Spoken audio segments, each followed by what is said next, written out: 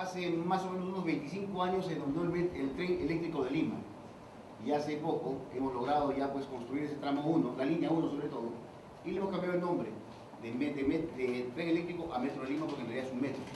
Pero acá hubo un reto importante en este proyecto, porque originalmente este fue un proyecto que la gente se burló de él porque pensaron que era el desperdicio de la inversión pública en general.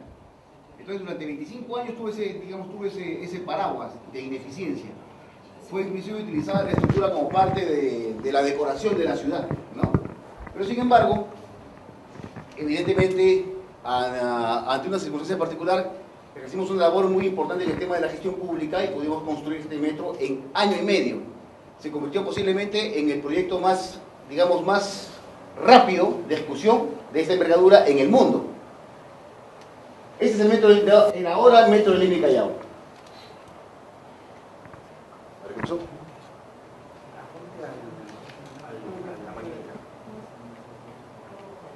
Algo le pasa esto. A ver, vamos a ver. Pásala, por favor. Para darles un contexto general en general de Lima, cómo es Lima. Lima está conformada básicamente por dos espacios geográficos importantes. Está ubicada en el centro del país y estos espacios geográficos están conformados por la ciudad de Lima y la provincia constitucional de Callao. Esto lo muestro básicamente por un aspecto importante. Ambas ciudades, Lima y Callao, constituyen dos entes independientes que están siempre en colisión y dificultan sustancialmente la gestión de la ciudad en general. Están conurbanadas ambas ciudades, pero sin embargo, lamentablemente, por las condiciones de competencias, que hace un rato hablaba, por ejemplo, Ricardo, pues lamentablemente en este caso lo que hace es colisionar con la buena gestión de la ciudad. Además de eso, Lima, la siguiente, concentra más o menos 9 millones de habitantes, conjuntamente con el Callao, y además de eso concentra el 60% de la carga nacional, y evidentemente con esta población también concentra el 33% de la población nacional.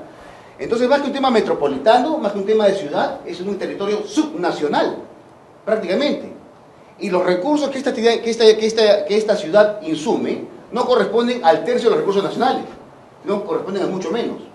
Además de eso, evidentemente la falta de institución en general ocurre de que ante el cambio de un solo ministro, de un ministro o de un alcalde o de un gerente municipal, quien tiemble sea el portero, porque ahí lo pueden votar. Entonces, esa falta de institucionalidad en general es la que evidentemente atenta contra el buen manejo de la ciudad. Y Lima, con este tamaño de población, Lima y Callao, porque si no digo Callao, me matan, ¿no? Los de Callao, ¿no? Tengo que decir siempre Lima y Callao.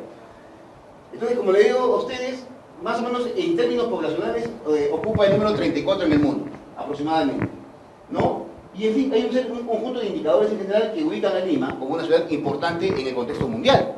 Ser número 34 en el mundo es un tema importante, más aún si pensamos de que hay 182 ciudades en el mundo que tienen metro.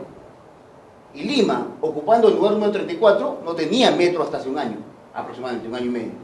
Quiere decir que 150 ciudades en el mundo ya contaban con un sistema de transporte masivo tipo metro, mucho antes que Lima, que es mucho más grande que muchas ciudades del mundo. La siguiente. Y además de eso también, evidentemente, Lima, así como muchas ciudades de Latinoamérica, está prácticamente fracturada. Son 43 distritos, en los cuales cada distrito, en Lima solamente, y en Callao son 6 más, son 49 distritos en general, que evidentemente lo que reflejan es una gestión difusa en general de la ciudad. Porque lamentablemente cada alcalde en su jurisdicción ejerce un poder que parece un reyesuelo, digamos así, de un sector, ¿no? Lo cual dificulta aún más la gestión de la ciudad. ¿Cómo se maneja actualmente el transporte en Lima? La siguiente. Para esto le hemos adaptado el cuadro a un árbol de problemas en general, ¿no? Que es lo que está de moda en Perú respecto a la evaluación de proyectos de inversión pública, que es el Sistema Nacional de Inversión Pública, que es el SNIP, que implica un proyecto de inversión, que implica un estudio de perfil, prefactibilidad y factibilidad. Para poder empezar e iniciar un poco la identificación de los problemas de Lima, hemos armado esto que corresponde básicamente a un perfil y hemos identificado que en general tenemos un deficiente servicio de transporte en la ciudad. ¿Ocasionado por qué? Ocasionado básicamente por 4 grupos de problemas, que son los vehículos, las infraestructuras, los usuarios y la organización. En el tema de vehículos tenemos un parque automotor bastante antiguo.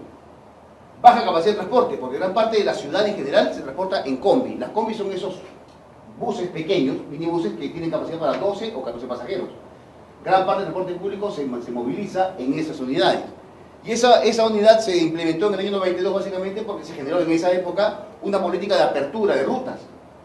Y reemplazamos los buses por combis. Y llenamos las calles de combis. Porque en el Perú, como en Latinoamérica, somos muy copiones. Ahora en el Perú ustedes han escuchado que la comida está de moda, la comida peruana. Bueno, ahora todos son chefs. Todos son chefs, ¿no? Y hace 10 años abrieron las cabinas de internet. Abrió una cabina de internet, ahora hay 1 millón de cabinas de internet, porque el negocio rindió.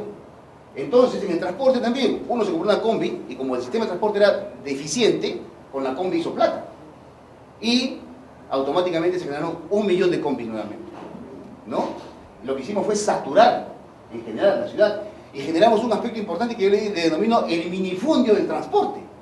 Y ahí está, reflejado en la ciudad. Además de eso, gran parte de esta flota es informal. No cuenta ni siquiera con revisiones técnicas y hay una sobreoferta en general de transporte masivo, de transporte de unidades públicas, de 34.000 unidades aproximadamente. En el tema de lo siguiente, en el tema de infraestructuras, a ver, estos son más o menos las características de los vehículos que actualmente prestan servicio de transporte en la ciudad. Lo quiero hacer un poco rápido porque creo que estamos un poco cansados, ¿no? ¿Ya? Entonces, esta es una gráfica de cómo se transporta la ciudad en general. No hay un sistema de gestión en general del control de las emisiones de contaminantes, gestión de paraderos, gestión de estacionamiento, gestión de vehicular. En general, hay una carencia absoluta del manejo de la ciudad. La siguiente. En el tema de infraestructura también es deficiente, porque ahora actualmente estamos nosotros llevando una campaña adelante con el Ministerio de Transportes que dice cambiemos de actitud. O sea que el usuario, el peatón, digamos así, cambia de actitud. Pero el asunto es cómo la infraestructura agrede al peatón para que éste incumpla con las normas. Porque ante un manejo selvático, prácticamente salvaje de esta cuestión, la respuesta del usuario es una respuesta deficiente. No podemos esperar una respuesta eficiente. Entonces, el cambio de actitud depende básicamente de la autoridad.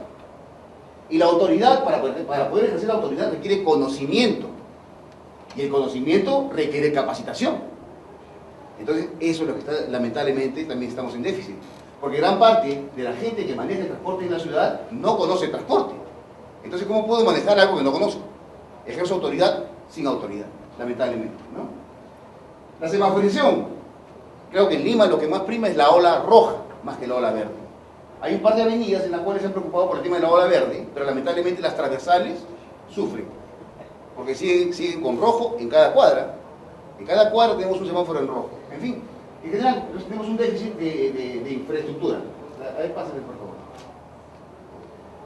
En el cual suceden casos como este, por ejemplo, en el cual se coloca, por ejemplo, un guardavías en un cruce peatonal. Y si fuera discapacitado, ¿cómo cruza el tipo? ¿No?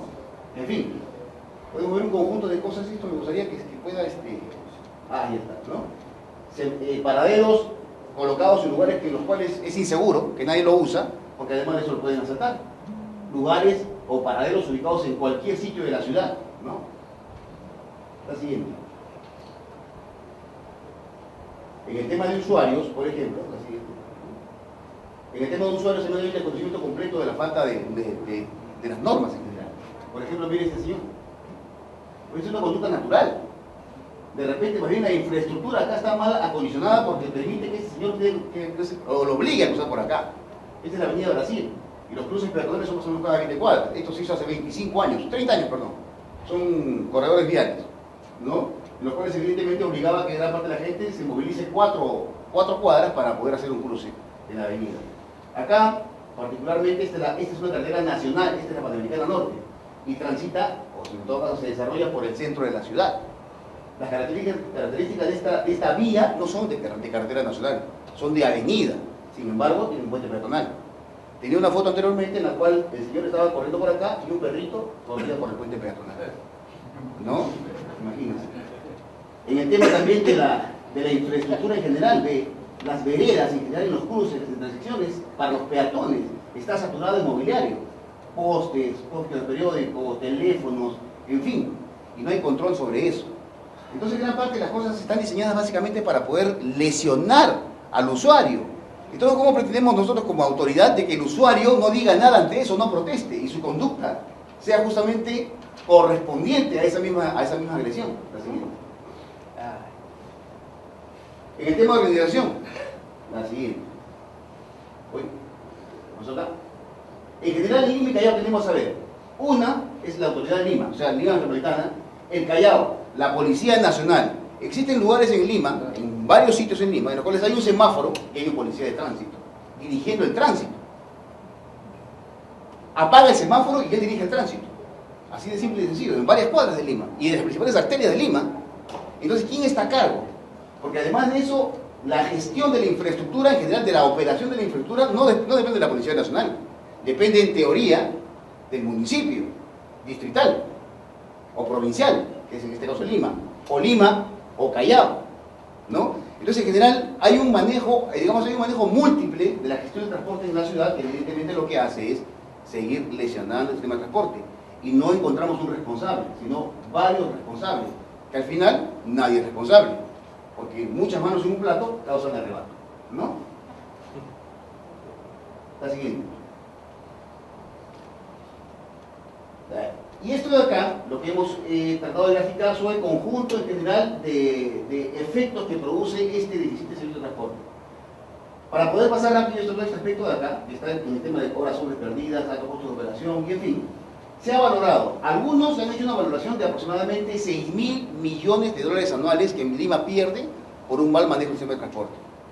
Los cálculos que ha hecho ATE, la entidad que iba a dirigir hasta hace 20 días, hemos llegado a calcular aproximadamente 2.500 millones de dólares anuales que Lima pierde por un mal sistema de transporte en general. Así es. Entonces, vimos en el mundo cómo el mundo ha solucionado en general sus problemas, ¿sí? ¿No? Y hemos tenido algunos indicadores en general para poder ubicarnos en qué contexto estamos. Porque así como miramos una revista para poder, digamos, arreglar nuestra casa, hemos tratado de mirar afuera para poder ver cómo nos arreglamos nosotros, o en qué estamos, en qué situación estamos. Y tenemos más o menos unos 16 millones de habitantes, 16 millones de viajes diarios aproximadamente que tenemos en Lima. Ya vieron ustedes la forma en la cual se viaja en esta ciudad. Así. Ahora, la tasa de motorización de Lima es una de las más bajas, en general, ¿no? Estamos creciendo, hemos incrementado más o menos un 25% de vehículos al año, en los últimos 3 años aproximadamente, pero sin embargo todavía tenemos una baja tasa de motorización. Pero sin embargo, la tasa de motorización de transporte público es la más alta de Latinoamérica. ¿Cómo se explica esto? ¿Qué pasó acá? Definitivamente, para el transporte público en la ciudad de Lima se usan hasta motos lineales, motocars, que son mototaxis, ¿no? De 3 o 4 personas aproximadamente, se usan combis, se usa todo tipo de vehículos para poder hacer transporte público. ¿Por qué? Básicamente porque una liberación en general del control del transporte en general, también una respuesta a la crisis, porque definitivamente el Perú siempre ha sido un país en crisis. Entonces la gente ha intentado buscar la forma de cómo paliar, de cómo, digamos, llevar sus alimentos a la casa. Y ha optado por cualquier alternativa en general de trabajo para poder llevar un pan a la casa. Y ahí ha nacido básicamente una fuente de trabajo en el tema del transporte público de la ciudad, ¿no? Entonces existen todo tipo de vehículos. El más inimaginable que ustedes puedan pensarlo, existe en Lima para poder transportar gente. Así es. Y ahí vemos cómo estamos, por ejemplo, en el tema de mortalidad. El Perú, en general, debe estar ocupando ahorita el primer lugar en mortalidad en Latinoamérica, por lo menos, ¿no? Por cada 10 vehículos. En la ciudad de Lima hemos visto de que, si comparando con otras ciudades, tenemos aproximadamente el doble de gran parte de las ciudades de Latinoamérica, ¿no? Ahora, si vinculamos este resultado o este indicador, ¿a quién le podemos echar la culpa? Vemos que el transporte público es lo que más, en general, está atentando contra este factor. Entonces, podemos decir de que el transporte público definitivamente es el factor principal de ocurrencia para poder tener esa tasa de mortalidad. Así es. Tenemos que intervenir ahí, evidentemente. Estos son unos puntos que ya en general les he mencionado. Y un indicador que encontramos generalmente es que cuando las ciudades más o menos están alrededor de 3 millones de habitantes, ya implementan un sistema de transporte masivo, tipo metro especialmente, para poder darle una solución a su problema de transporte. Así es. Por estas razones en general, lo que hemos hecho es tratar de colocar el estadio más importante en el tema del transporte masivo de la ciudad, teniendo en cuenta que Lima, como les decía hace un rato, tiene 9.5 millones de habitantes actualmente. Así es. Entonces hicimos hace mucho tiempo. Hay evidencia de que hicimos estudios del año 33, aproximadamente, 1933, que hemos hecho estudios. Y en el Perú, como en muchos lugares de Latinoamérica, somos campeones haciendo estudios. pero haciendo obras nos demoramos demasiado, ¿no? Creo que Chile es la excepción ¿no? Entonces hay un conjunto de estudios que hemos desarrollado nosotros en toda la historia en general. Los más serios son los que están listados a continuación, y creo que la intervención más importante que hubo fue más o menos en el año 86, que se empezó un tramo del tren eléctrico de Lima. Un tramo de 9 kilómetros que empezó de la periferia hasta la periferia, y que lamentablemente no funcionó eficientemente porque el transporte en general de la gente es de la periferia hacia el centro de la ciudad. Entonces la gente no encontró atractivo entre moverse de la periferia hacia la periferia. Entonces el tema nunca funcionó. Si hubiéramos de repente priorizado el tramo del centro de la ciudad a la periferia, el tema hubiera sido diferente y la historia de Lima sería diferente. Pero lamentablemente no fue así. Por eso lamentablemente este proyecto fue objeto de burlas en general, ¿no? Y luego se han desarrollado un conjunto de estudios en general que han llevado ya a la construcción, en el año 2009 empezamos, de este tramo 1, la siguiente. Esta red ha sido aprobada en el año 2010 y constituye más o menos 5 líneas de metro. La línea 1 que hemos ya implementado, esto lo hemos construido un tramo de la línea 1 y estamos en construcción del tramo de la línea 2, perdón, el tramo 2 de la línea 1 ya está en proceso y tenemos implementado un conjunto de líneas adicionales que son 4. Pero sin embargo, hace unos días, la semana pasada exactamente, ha salido un nuevo dispositivo legal que incrementa una línea más, la línea 6, a esta red del metro de Lima. La siguiente. Ya acá la pueden ver. Se ha incrementado esta línea 6, es una línea periférica de la ciudad, que va a vincular un sector importante de estos usuarios, que también son un grupo. Pero la particularidad de este proyecto de la línea 6 es que están planteándolo, construirlo como un monorriel, por ejemplo. Este proyecto se ha actualizado a raíz de un estudio que hizo JICA, y como JICA está interesado un poco en implementar también monorrieles en Latinoamérica, seguramente han ido por algunos lugares de Latinoamérica para esto, pues se ha evaluado esta posibilidad de poder trabajar esta línea 6 como un monorriel también, ¿no? Entonces esta es actualmente ya la línea del metro, la red del metro de Lima, la red básica del metro de Lima, que une básicamente la ciudad de norte a sur y de este a oeste. Sí. Esto es digamos, el diseño. Este diseño salió en el año 72. Entonces lo que hemos hecho nosotros como ATE es tratar de rescatar para poder vincular un poco el esfuerzo que se hizo hace 30 años, 40 años, perdón, de vincular ese esfuerzo de ingenieros peruanos, vincularlos con lo que hemos hecho actualmente. Entonces lo que hemos rescatado, por lo menos en ese estudio, es la parte del logotipo del metro de Lima y Callao, la siguiente. Beneficios, yo creo que en general ya sabemos los beneficios del transporte en metro, ¿no? Pero un tema importantísimo en general del beneficio del metro para la ciudad de Lima particularmente es el tiempo de viaje. Es lo que yo mido. El tramo 1 que hemos hecho del metro de Lima está de la periferia hacia el centro de Lima actualmente, ya funciona. Desde Villa El Salvador hasta la avenida Grau, son 22 kilómetros y medio aproximadamente. El tiempo de viaje convencional de ese tramo, el transporte convencional, era 2 horas y media. Y ahora es media hora. O sea, la gente se ahorra 2 horas aproximadamente ya de viaje. Un viaje de ida y vuelta es media jornada de trabajo, 4 horas. La gente definitivamente se ha beneficiado sustancialmente con esta cuestión. Un tema también importante que yo rescato es el cambio de actitud de la gente. Ahora la gente está dispuesta a ceder el asiento, porque antes no lo hacía. Cuando iba al micro, subía al micro y se quedaba dormido, se dormía. ¿Por qué? Porque el tipo si se paraba, sonaba. Se iba a tirar 2 horas y media de su tiempo o 2 horas de repente para llegar a su destino. Entonces prefería dormirse para no ceder el asiento, porque significaba un esfuerzo importante 2 horas.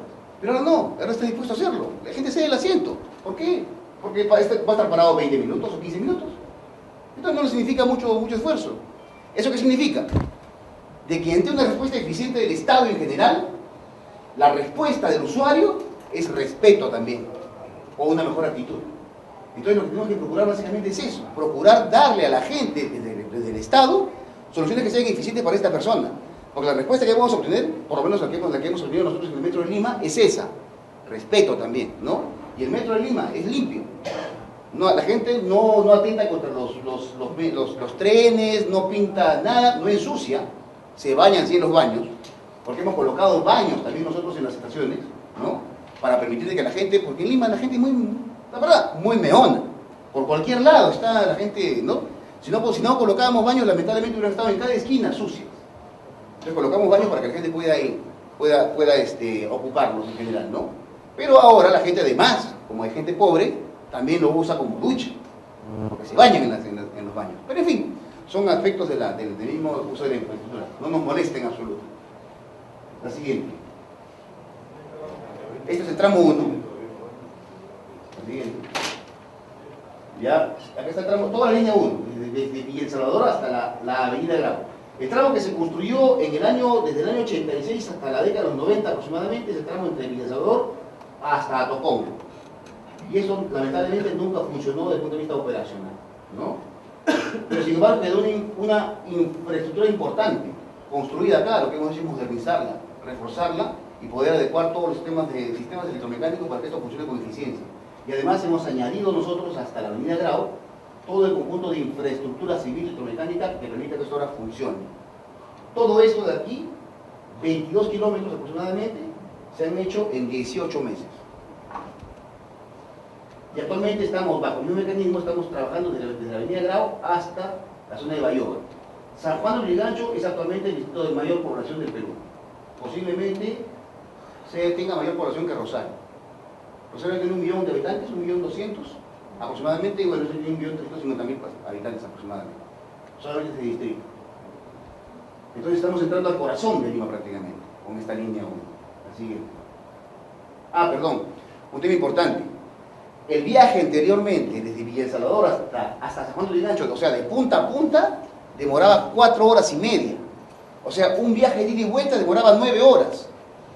9 horas es lo que yo me demoraba de viajar desde Lima hasta una ciudad en el interior del Perú que se llama Trujillo, que está a 550 kilómetros de Lima, aproximadamente. Con el metro, el tiempo se va a reducir a aproximadamente 45 minutos. Un viaje de ida y vuelta va a durar lo que dura un partido de fútbol. Y eso evidentemente lo que significa es que la ciudad se va a volver más dinámica desde el punto de vista económico. Un poblador de Villa El Salvador va a trabajar tranquilamente en San Juan de Lurigancho y va a ir y venir a su casa a tiempo para estar con su esposa, con sus hijos, o estudiar, o en fin, o decidir qué cosas hacer con ese tiempo, ¿no? Lo que no pasa hasta ahora todavía.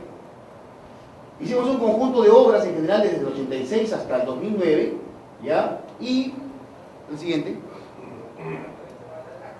Lamentablemente gran parte de estos esfuerzos se diluyeron por una mala estrategia en general. Procuraron que este sistema funcione desde el punto de vista de la concesión integral del proyecto. Es decir, que el concesionario haga desde el estudio definitivo hasta la explotación pasando por las obras. Evidentemente los riesgos para este proyecto eran muy altos y lamentablemente no hubo oferta. Hemos tenido un conjunto de procesos en general que lamentablemente salieron desiertos y no hubieron oferta. La siguiente. Entonces, ante este problema lo que se hizo fue optar por una opción novedosa. Hacer la obra pública, que no es novedoso en general, hacer la obra pública hacer la infraestructura civil y electromecánica como obra pública, ¿ya? Y la operación como concesión. Pero la novedad está básicamente en la forma de contratar la obra civil y electromecánica. El tema llave en mano no funciona en Perú en general porque no está bien definido. Hay un sistema que se llama concurso-oferta. Ese concurso-oferta se suma al SAR. El concurso-oferta es un sistema que permite que el contratista haga el estudio y la obra, justo lo que se requería, hacer estudio y obra, porque no había estudio. ¿Ya?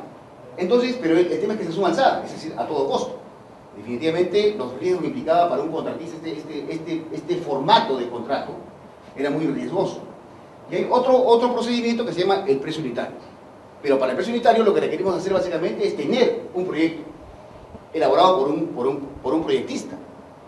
Es decir, tenemos que insumir un tiempo para poder hacer el proyecto. En el Perú en general, los procesos de selección para proyectistas y para contratistas casi todos son impugnados, ¿no? Entonces demoran mucho los procesos en general.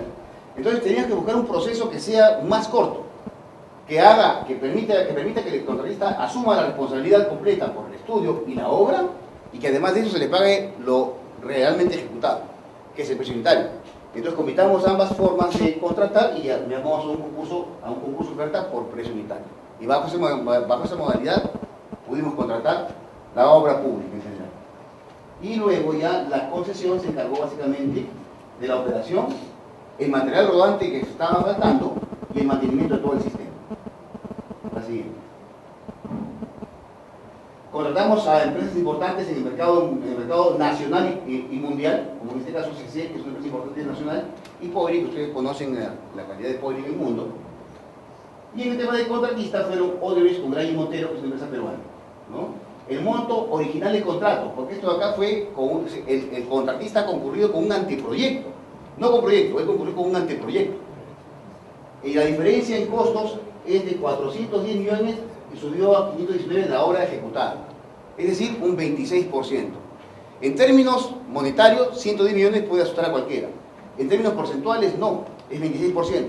Generalmente la diferencia entre proyectos de esta envergadura, o inclusive viales en carreteras, la diferencia entre un anteproyecto y un proyecto asciende a 35 o 40% aproximadamente. Y es más, en proyectos con precio unitario, que ya cuentan con expediente técnico, la diferencia en general, en los proyectos en Lima, en Perú, perdón, tiene una diferencia del 35% aproximadamente.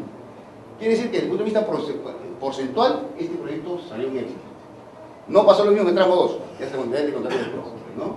Pero en general hemos logrado en este plazo, en 18 meses, hacer el tramo de 22 kilómetros. La siguiente. Acá están algunas fotos y muestran lo que hicimos. Esta es una zona antigua, del tramo antiguo, en Villa Salvador. Ya, lo que ha sido remodelado toda esta estación. Este tramo es nuevo. Esto todo acá ha sido prefabricado. Es un viaducto elevado, ¿no? En general. Todo ha sido prefabricado para poder construir en el tiempo que requerían. El único tramo que ha sido construido de manera convencional con encofrados es este de acá. Este de acá es una zona en curva, que era difícil prefabricarlo definitivamente, así que decidimos hacerlo in situ. Son 110 metros lineales aproximadamente. Nos hemos demorado 3 meses para ejecutar esta obra, ese tramo. Si iteramos este tramo y lo llevamos a toda la longitud, nos demoramos 4 años aproximadamente en construir bajo el sistema convencional, ¿no? Entonces, definitivamente, la forma de contratar que hicimos, además permitió también una concurrencia de nuevas tecnologías constructivas que han revolucionado en general el mercado nacional de la construcción, ¿no? Entonces, ha sido muy importante esta innovación de la forma de contratar un proyecto. La siguiente. Le hemos incluido a este proyecto un conjunto de mejoras en general que permiten el uso universal de todos los usuarios. Desde el piso podotáctil en este sector para que la gente invidente pueda usarla, hasta acceso también a todos los discapacitados a nivel de ascensores y facilidades para el tren, incluyendo carreras eléctricas. La siguiente. En términos de costos en general, esto de acá corresponde básicamente a eventos elevados, y hemos logrado en el tramo 1, no en el 2, en el tramo 1 por lo menos colocarnos en el costo más bajo a nivel mundial. La siguiente. Sin impuestos. Hemos generado 5.000 puestos de trabajo aproximadamente, en promedio 3.500 puestos de trabajo. Hemos intervenido más o menos con el consumo de 2 puntos por ciento del acero nacional, y en el tema de cemento, el 1.5% ha sido aproximadamente en el consumo de cemento a nivel nacional, solamente el tren. La siguiente. Un tema fundamental que tener en cuenta en general es el tema de las expropiaciones, en todo caso, el conjunto de interferencias que hay que administrar, que es difícil en una ciudad, sobre todo cuando atravesamos el corazón de la ciudad. Pero sin embargo tampoco es un tema que hay que correrle, sobre todo en Lima, o de repente en Bogotá inclusive, ¿no? Porque esta es una oportunidad para poder renovar las instalaciones sanitarias de la ciudad, o de servicio en general. Gran parte, en Lima por lo menos, Lima que está creciendo tanto, porque además de eso, con la inversión del metro va a crecer mucho más, definitivamente es una oportunidad para poder mejorar todo el sistema de servicios de la ciudad. Entonces no hay que tomarlo como un problema, sino como un reto. Y lo que hemos hecho justamente es eso nosotros, ¿no? Procurar administrar las interferencias para que no haya ninguna dificultad. Y es más, creamos una gerencia de interferencias para poder administrarlas.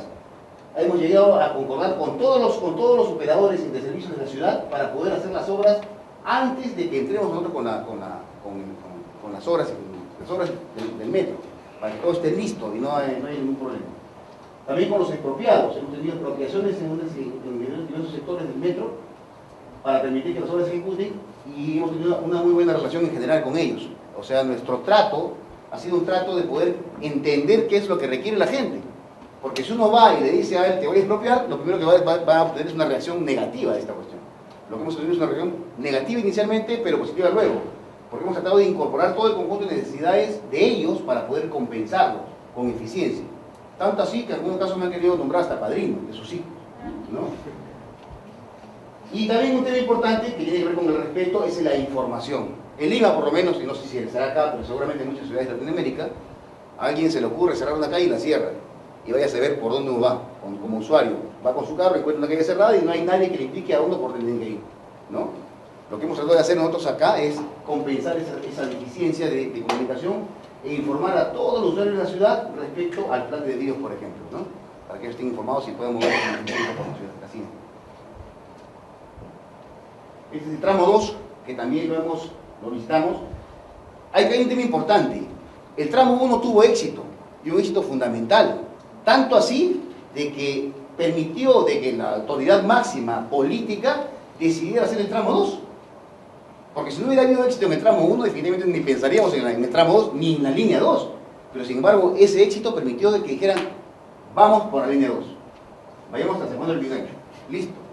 Y ahora, actualmente, esta gestión de gobierno ha decidido hacer la línea 2, que son otros 36 kilómetros de subterráneo, además, ¿no? La siguiente. Eso también, como les decía hace un rato, llega hasta San Juan del Lurigancho, que es la ciudad más poblada, o en todo caso, el distrito más poblado de la ciudad de Lima. ¿Ya? Y también los montos contractuales y de obra figuran en este cuadro de acá. El tramo 2 asciende aproximadamente unos 900 millones de dólares, más o menos, lo cual se ha producido porque el tipo de suelo, al fin, algunas consideraciones en cuanto a interferencias eléctricas, sobre todo de alta tensión, han tenido que ser reubicadas, y todo eso ha ocasionado un conjunto de costos adicionales que superan los del tramo así. Son licitaciones que vamos a desarrollar por acá, desde el cercado de Lima. Acá nos hemos quedado con el tramo 1 aproximadamente, y estamos integrando toda esta red aquí. Este distrito, a pesar de ser tan grande, nada más tiene 2 salidas. Y esas salidas paran todo el día congestionadas. Llegar desde este punto, de cualquier punto de San Juan del Lurigancho, al centro de Lima, que está ubicado a 8 kilómetros, demora 2 horas aproximadamente. Actualmente, cuando terminemos la obra, esto va a demorar 18 minutos. Así. Algunas vistas en general de lo que estamos construyendo en el tramo 2. Así. Hay 2 cruces importantes también en este eje, que tiene que ver con el río Lima y la vía de desviamiento, que son dos interferencias importantes, y hemos utilizado tecnología no convencional para poder desarrollarlas acá. Así.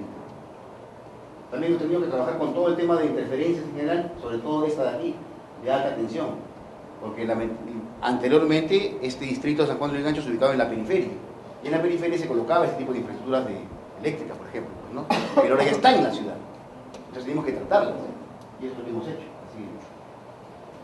Algunas imágenes de la obra. Sí, eso pasa. Ese es el concepto, básicamente, que es una columna, ¿no? El concepto es un pórtico, básicamente. Sí, por favor. Esta es la planta de prefabricados, evidentemente es el alma del proyecto. Así. Acá están las cantidades de vigas que hemos construido, de cabezales, de estos elementos estructurales. Así. Ahí hace por favor. Un tema importante es que, por ejemplo, en el tramo 1 hemos tomado referencias del sismo de Chile, que hubo en el 2009, en febrero de 2009, ¿no? Y esos sismos en general tuvo una particularidad en cuanto al movimiento, sobre todo en el tema vertical, ¿no? Y eso lamentablemente, ese sismo hizo que colapse muchos de los puentes que habían en la ciudad de Santiago de Chile. Hicimos este proyecto nosotros previendo estos movimientos, y en teoría, porque no hay nada que esté digamos garantizado al 100%, en teoría va a aguantar niveles de sismo como lo ocurrido en Santiago de Chile.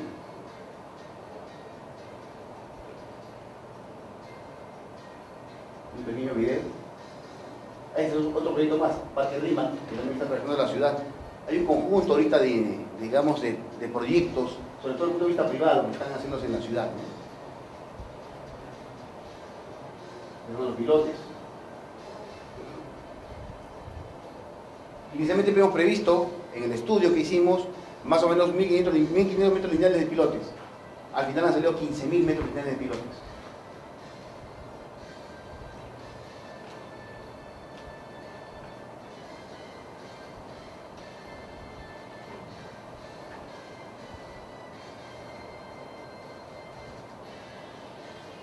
Son de las novelas que vamos de arranque para poder construir el puente sobre el río Lima y sobre la vía de evitamiento de la ciudad de Lima. Y ahora se llama vía de evitamiento porque hay que evitarla, ¿no? Ya no se llama vía de evitamiento porque evita el tráfico de Lima, sino porque hay que evitarla a la vía de evitamiento. Está el nivel de tráfico que se congestiona terriblemente.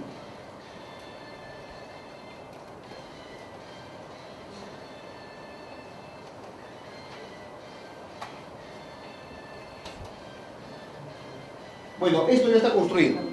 Cualquiera que pueda visitar Lima ahora ya puede mirar que esto está construido. Ha sido objeto básicamente de admiración de mucha gente que no he visto nunca estas tecnologías de construcción. Digamos que por el proyecto, en el 2010 hemos sido considerados el proyecto emblemático del Perú. Y he sido objeto de una mención honorífica por parte del Colegio de Ingenieros del Perú, ¿no? Por el este proyecto.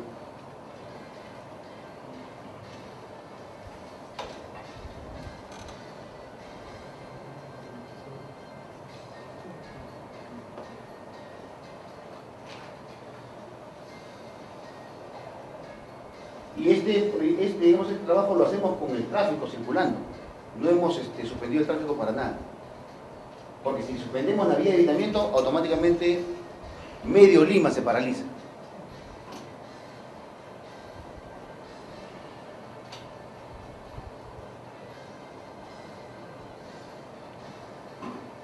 También como referencia puedo decirles que en el tema de vigas prefabricadas, la primera viga que hemos colocado nosotros nos hemos demorado 6 horas. La primera viga nos hemos demorado 6 horas. La última viga nos hemos demorado 10 minutos en colocarla en su sitio. También hemos construido un puente en la avenida Javier Prado, que es la vía más importante en el eje este-oeste de la ciudad. Allí hemos cerrado el tráfico un día domingo a las 4 de la tarde y lo hemos reabierto el día lunes a las 8 de la mañana. Y el puente estaba construido ya desde 6 de la tarde hasta las 10 de la noche aproximadamente.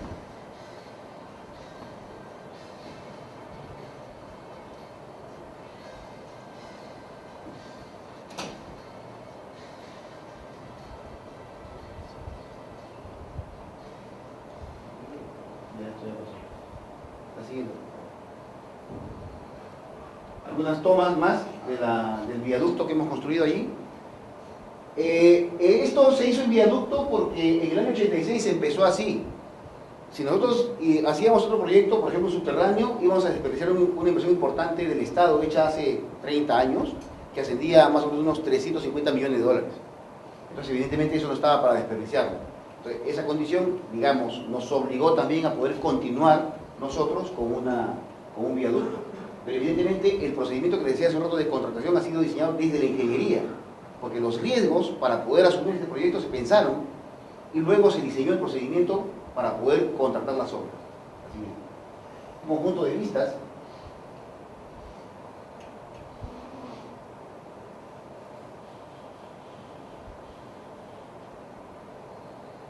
Esto es lo que estamos construyendo. Y hemos tenido que trabajar con muchos actores, pues, ¿no? Porque en Lima cada cosa tiene una autoridad. En el río Lima está la autoridad del agua y nos ha hecho hacer inclusive hasta defensas que no habían sido ejecutadas durante 50 años y que han sido cargadas también al proyecto, ¿no?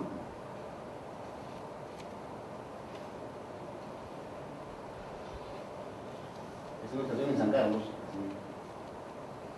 Todo esto ya está terminado ya. Una vista aérea de todo el viaducto que hemos construido.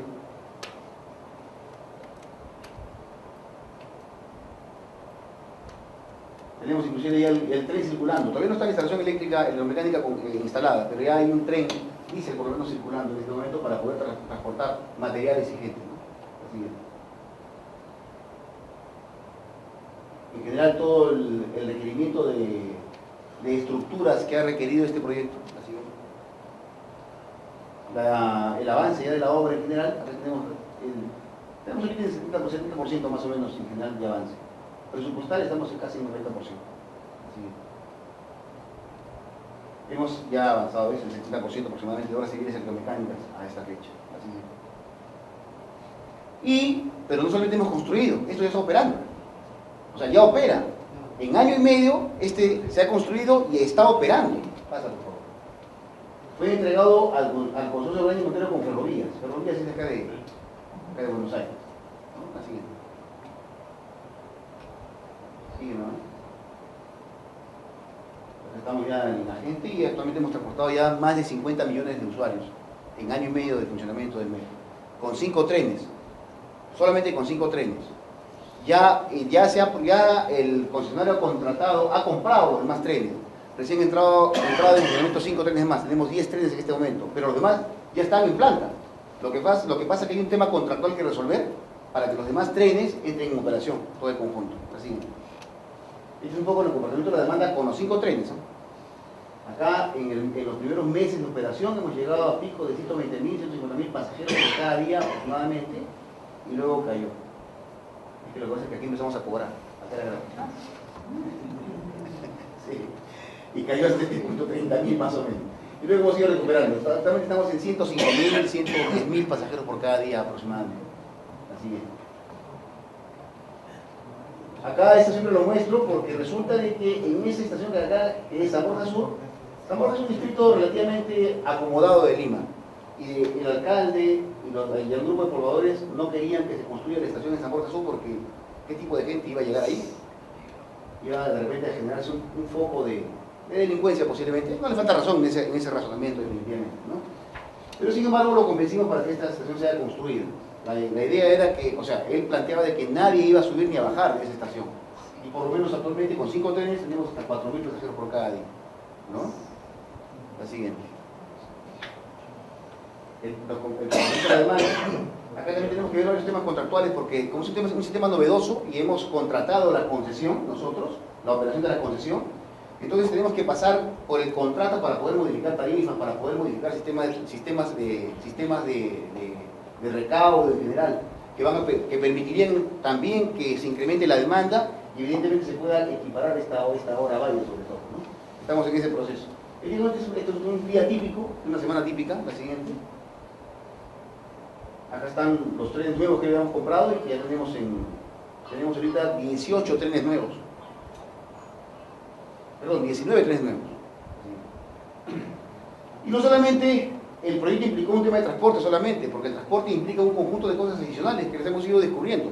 Yo soy ingeniero civil y básicamente he construido carreteras hasta hace 2 años, ¿no? 4 años.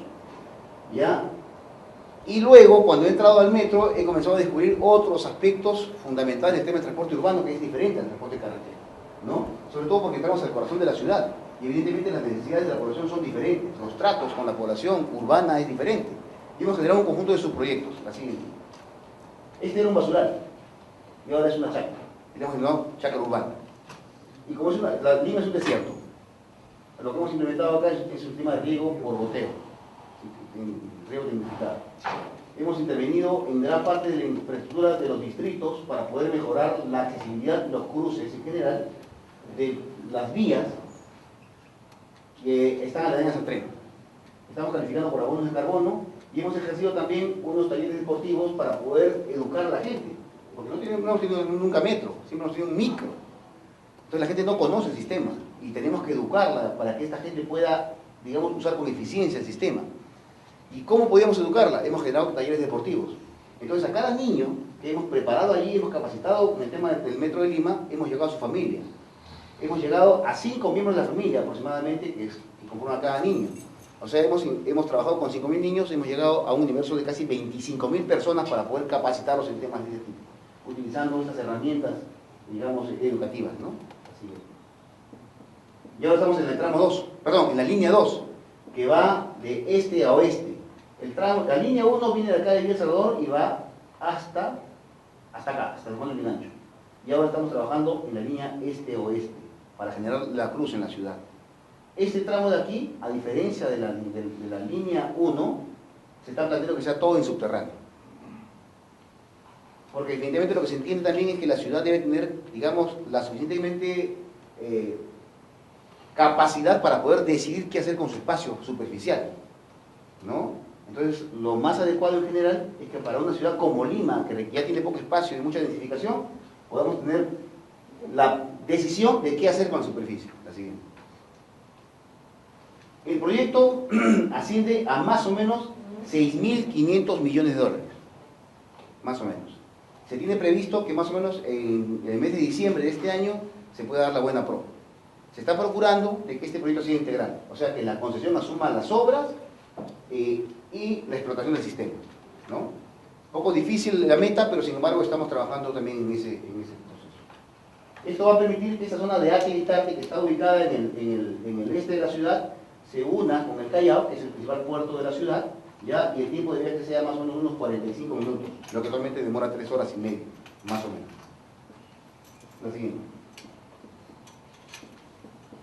Son esquemas básicamente del metro de Lima subterráneo, de la línea 2, que se han planteado, que seguramente ya en los próximos meses tendremos ya una idea de cómo va a ser realmente este proyecto. Así es.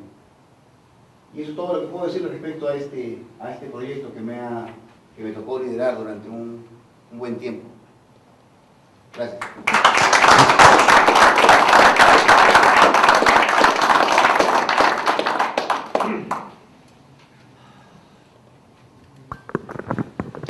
Bueno, muchas gracias, Osvaldo.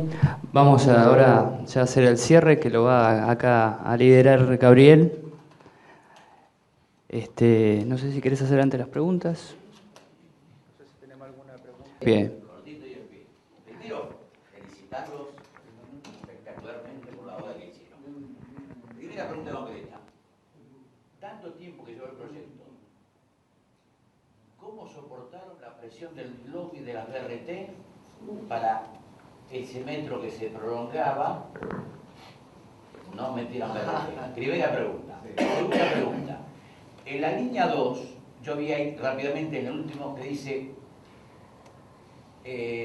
variante, extensión al aeropuerto. Sí. Un tema que no se trató en la jornada, pero creo que más adelante merecería un tema, es la conectividad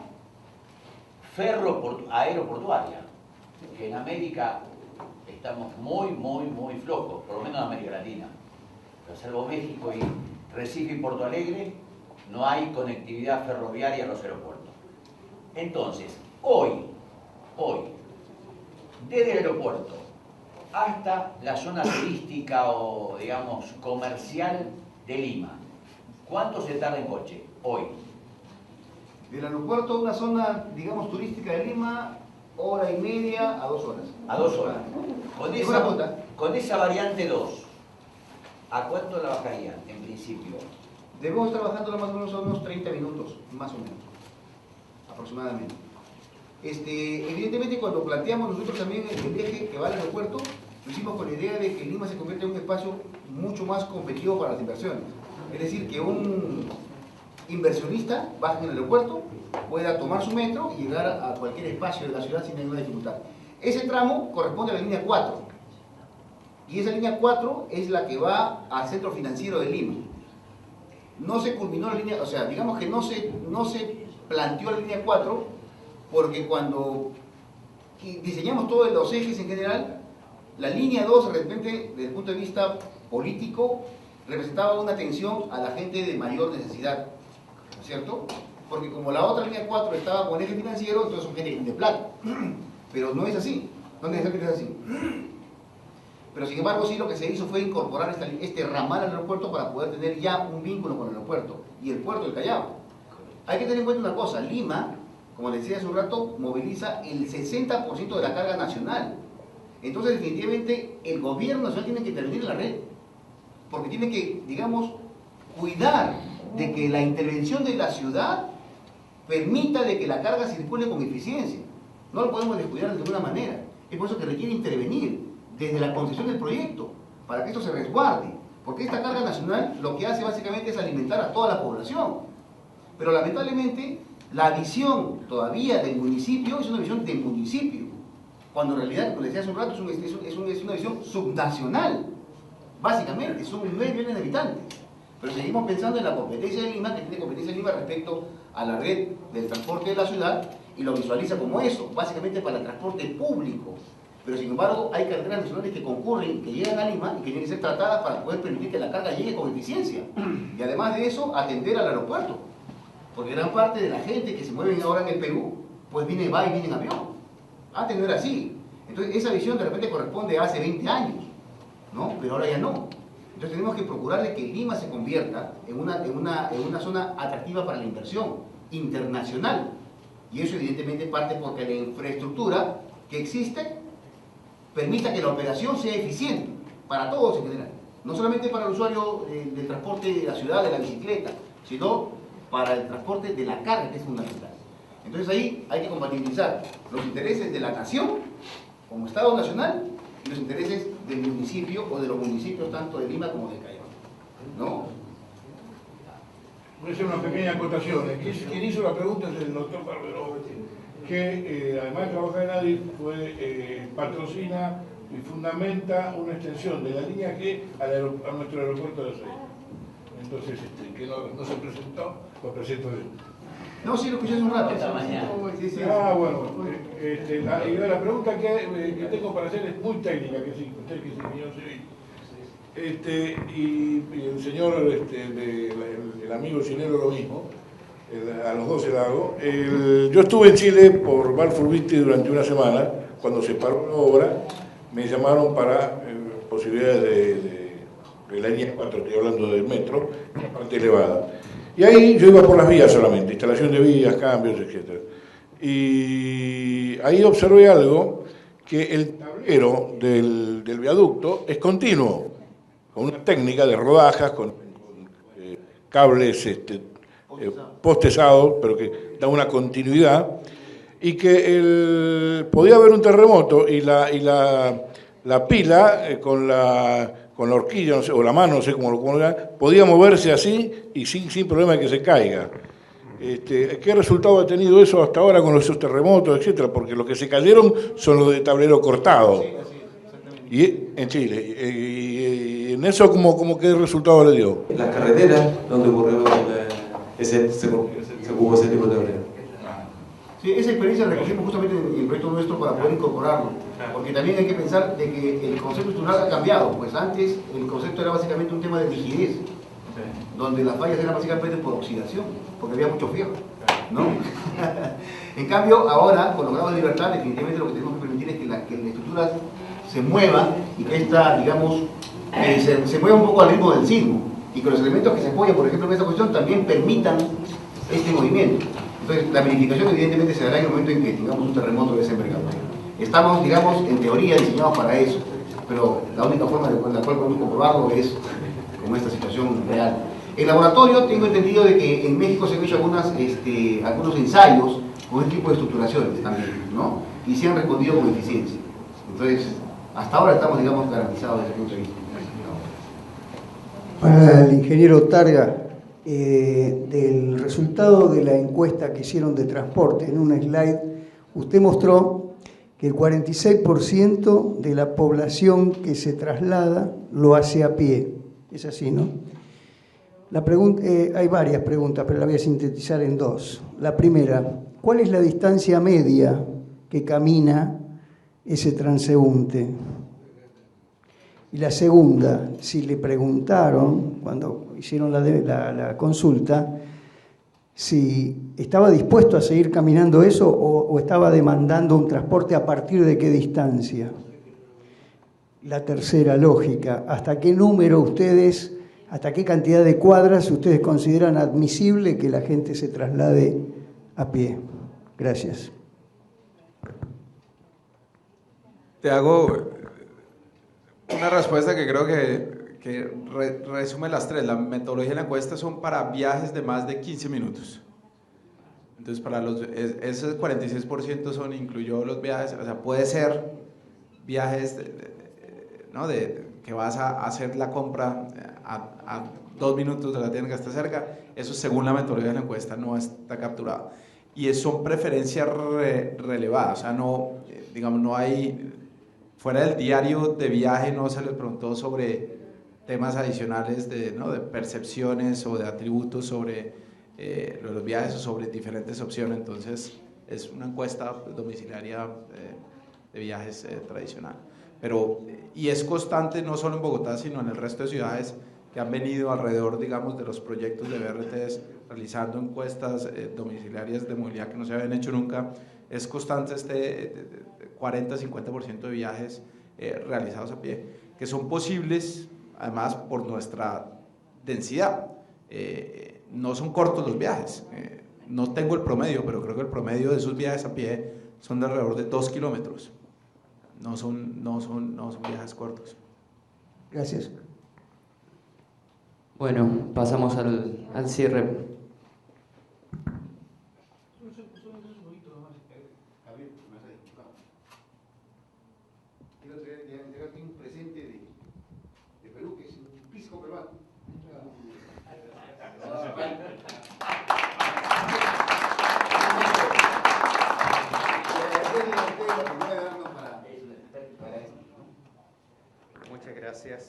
Bueno, qué mejor manera de cerrar entonces este entretenido encuentro, donde hemos tenido una jornada, bastantes presentaciones muy diversas y con temáticas que han ido entrelazándose en los distintos aspectos que planteamos desde el inicio de cómo hacer de América Latina una región con un desarrollo económico y social mucho más inclusivo.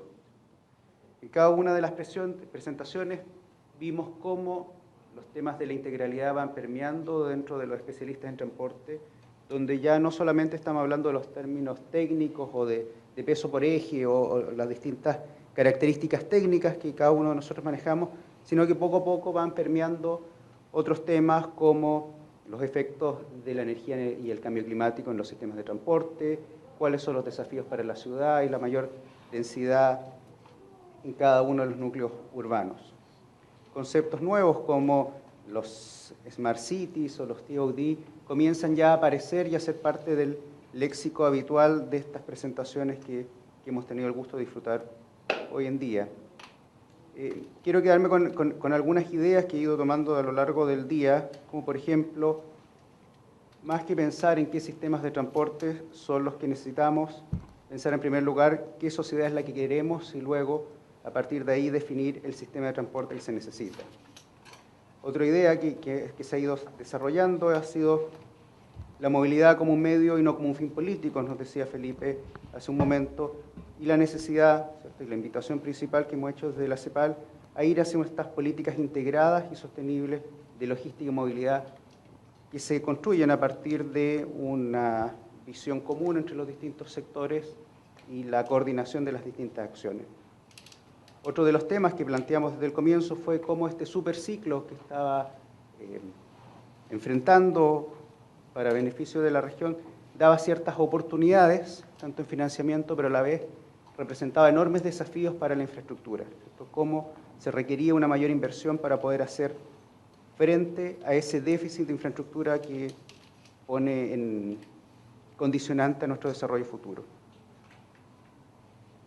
Y siendo ciertos de que esta inversión nunca va a poder ir al ritmo de lo que necesitamos, también requeríamos, otra de las reflexiones que hacíamos, hacer una gestión sobre la demanda que hacemos de esos sistemas de transporte, ¿cierto? También nos planteaba Felipe en su presentación, evitar, cambiar y mejorar serían los conceptos clave a los cuales ahí el tema de la comodalidad y la integración entre los distintos sistemas comienza a ser otro de los elementos importantes.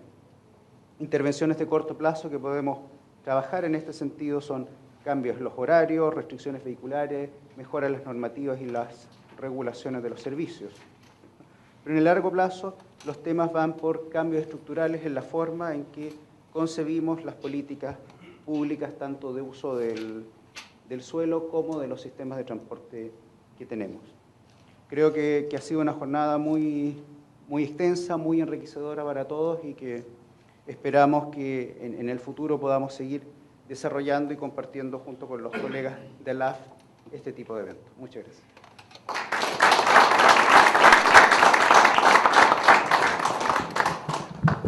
Bueno, y para cerrar definitivamente, dos cosas.